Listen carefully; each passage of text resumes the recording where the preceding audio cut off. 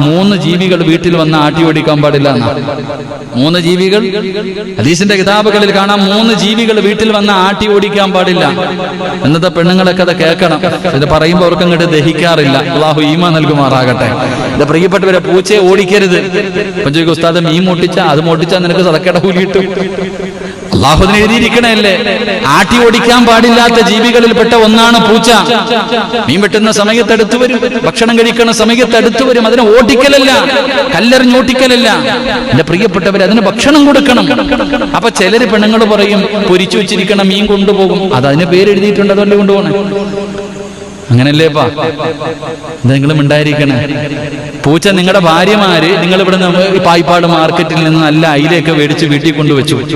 എന്തോ ശബ്ദം കേട്ടു, ഭാര്യ അങ്ങോട്ടോ തിരിച്ചു വന്നപ്പോഴത്തേക്ക് പൂച്ച കൊണ്ടുപോയി. കുറ്റം പറയാൻ പറ്റുമോ?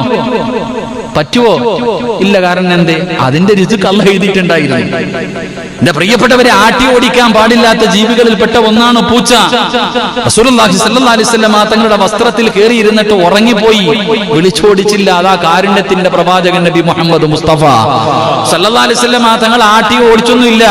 കുറച്ചു നേരം നോക്കിയത് എഴുന്നേറ്റ് പോണരുവോ, എവിടെ ചങ്ങാതി, നല്ല ചൂടല്ലേ, ഇങ്ങനെ കിടന്നങ്ങ് ഉറങ്ങി. അവസാനം പ്രവാചകൻ തന്റെ വസ്ത്രം മുറിച്ചു മാറ്റി, ആ പൂച്ച ഉറങ്ങട്ടെ.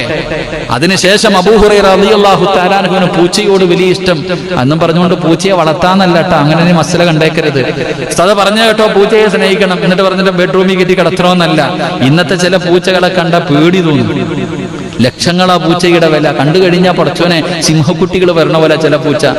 ഞാൻ ഈ അടുത്തുനിന്നൊരു സുഹൃത്തിന്റെ വീട്ടിൽ പോയപ്പോ കൂട്ടിനകത്ത് പൂച്ചയ്ക്ക് ഫാൻ ഇട്ട് വെച്ചിരിക്കുക. അപ്പൊ ചോദിച്ചപ്പോ പറഞ്ഞു ചൂടാണെങ്കിൽ പൂച്ച ഉറങ്ങാറില്ലെന്ന്.